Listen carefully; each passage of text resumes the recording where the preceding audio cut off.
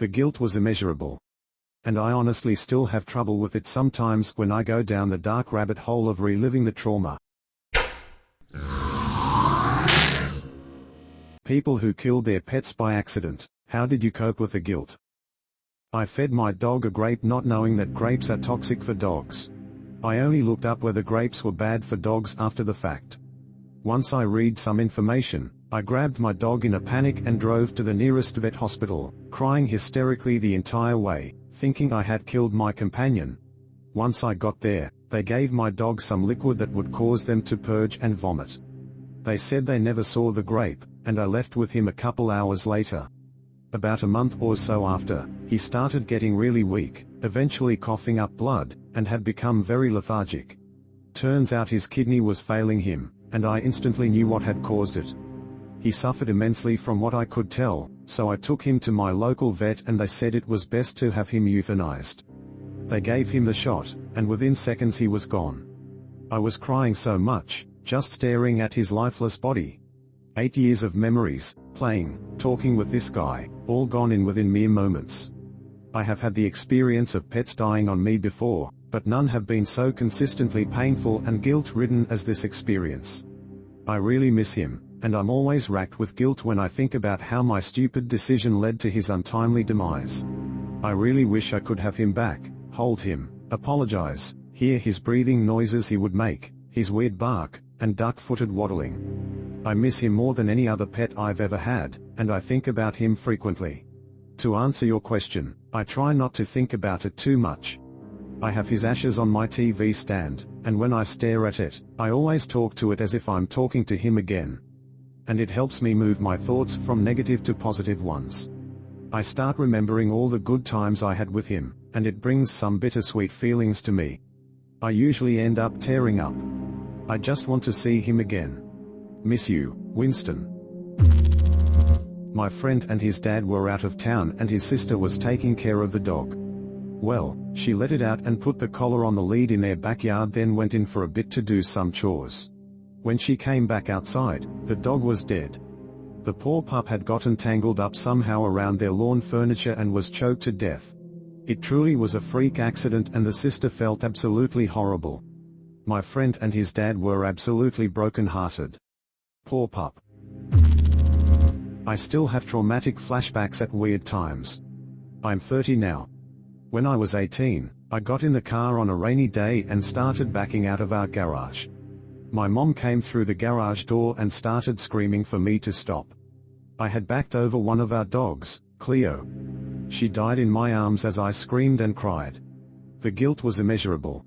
And I honestly still have trouble with it sometimes when I go down the dark rabbit hole of reliving the trauma.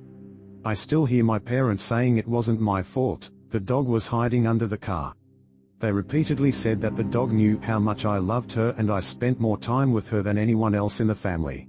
I talk to her and tell her I miss her and love her. And I'm extra careful now with pets, though I suppose not always to a healthy degree. I just try to see everything that could go wrong in a situation and prevent it. Coping with the guilt has gotten easier with time, but I honestly can't remember that day without feeling the regret and pain again. I can only tell myself that I loved Cleo so much and it was a terrible, tragic accident. Not I, but my aunt, got a beautiful kitten and named him after an influential electric guitarist. He was a sweet little guy, very adventurous. One day, my aunt was loading washing into her front loader, which was at floor level, and she went to check the kids' rooms for more washing. Unbeknownst to her, the kitten jumped in the machine to explore it. She came back, threw the extra stuff in, and switched it on. About 5 to 10 minutes later, she realized she hadn't seen him in a bit and searched high and low before the realization of, what if he's in the machine hit her. By the time she got him out, it was far too late. She just sat on the laundry floor with him on her chest and cried for hours. We still can't even talk about it because it's too upsetting for her. My first individual pet was an albino hamster I named Mew. I was 10. I spent all my kid money on that fat little ball of love. Wheels, tunnels, those out of the cage rolly balls, more bedding than he'd ever need. At about 1 year in I came back from school one day and he had passed, and I felt terrible seeing his empty water bottle. It slipped my mind somehow, likely that weekend prior when we went to Dad's for the weekend. I found a small box, gave him a proper burial in the woods outside the apartment complex, and bought a 4-inch marigold to plant on top of his box. My little 10-year-old heart was broken. I went from an independent little preteen to a baby who slept in mom's bed for a week. In good kid fashion I started to cheer up after that, and my mom certainly helped by surprising me with another pet. A guinea pig, also albino. I named him Mew too. He lived a long 7 years, had 2 litters of 4 with a missus, because I thought she was a male lol whoops, and naturally died of old age when I was about 17. I didn't kill her, but it still hurts. I threw her off the couch in a panic because she was going to vomit. She had been acting weird for a couple days, loss of appetite, wheezing, lethargy. A few days later, my dad took her to the vet and they said it was advanced lung cancer. They put her down the next day. I couldn't stop thinking about how much it must have hurt when I picked her up. It was the beginning of the pandemic, early April or May 2020, when she was put down. None of my younger siblings or I got to see her being put down because of the new rules. I cried a lot that day. She was born a few months after me. Her littermate, who we also owned, died in 2017 of a stomach cancer that took her just as quickly. I miss them both. I wish I had treated them with more care. My family made the decision with our new cats to not day class since we saw how painful it was for our old ones. Cherish your pets. Don't push them away when you are upset like I did. They love you. When I was in 2nd grade, I brought my pet Anole, a small lizard, into show and tell for school. I was pumped.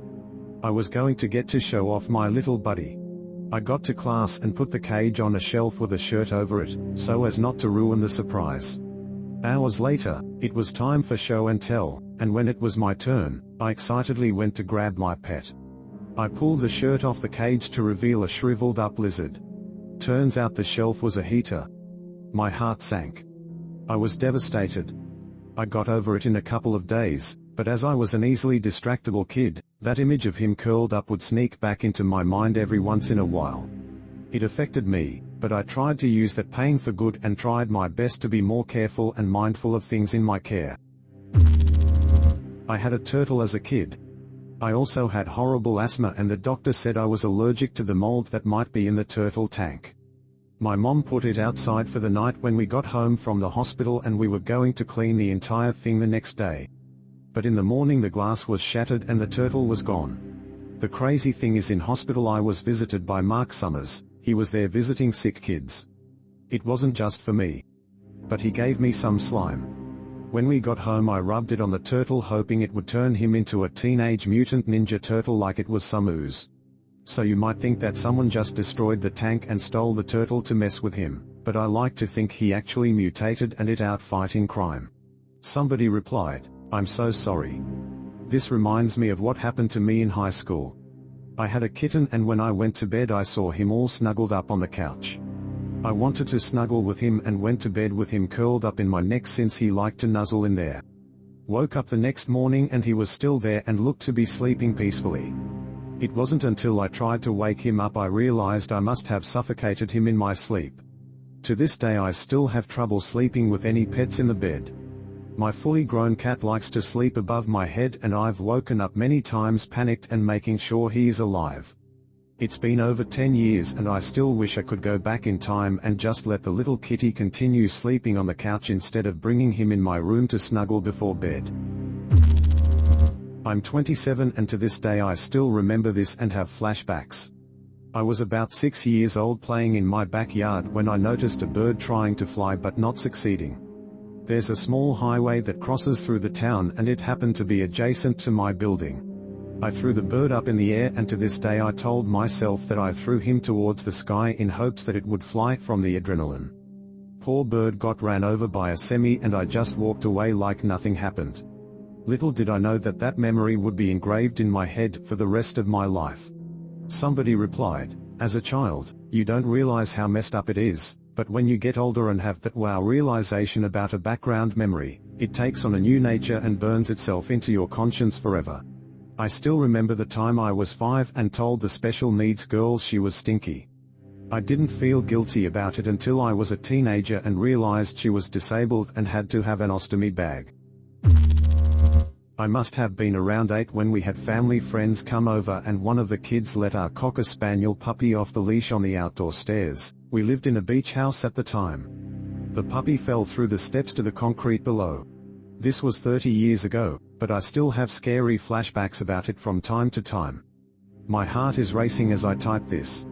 The puppy died shortly after, while I was holding her and crying. We buried her under a bush, and my grandfather helped me make a cross in the garage. I have an aunt who has resolved to never have pets again after she accidentally killed her kitten. She was very overweight at the time, and when she couldn't find her new kitten to feed him, she decided to sit and rattle the toys to try and attract him that way. The following day she still couldn't find him and was distraught, so she called me over to help her search. He had been hiding in the sofa, and when she sat down, she crushed him. Not a pleasant find, or reveal. She has since lost a lot of weight, and will never own another pet because of the guilt. As a kid, I had a pet newt in a tank named Chad. One day, I left the lid to the tank slightly ajar by accident and Chad escaped. Weeks passed and we gave up any hope of finding Chad, suspecting the most likely outcome that he had been eaten by the cat. Many months later, I was rearranging my bedroom and, after pulling out the wardrobe, I spotted something on the floorboards. There, in the afternoon sun, was a tiny, shrunken, dried up Chad. Like some kind of morbid shrinky dink someone had put in the oven, we had to get a knife to scrape him off the floorboards. It was a sad day. I coped with it by knowing that Chad died doing what he loved, being a little shit. My mom once captured a tiny tree frog and kept it in an aquarium in our kitchen. He was maybe the size of a quarter fully grown.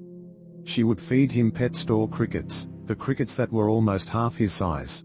Eventually the frog started slowing down and eating less.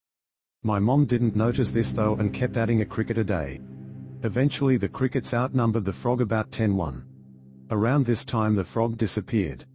This sometimes happened because he would bury himself in the mud in the cage, so we all figured that he was fine. He probably wasn't fine. About a week after the disappearance my mom went to clean the cage and found a tiny frog skeleton, picked perfectly clean, under his little hide hole. She also found 10 crickets just wandering around, fat and happy. She still has that frog skeleton in a matchbox somewhere. My uncle was throwing a barbecue as a post-lockdown celebration, but everything kept turning up wrong and empty, so he had to run to the store like 10 times over the course of a couple of hours.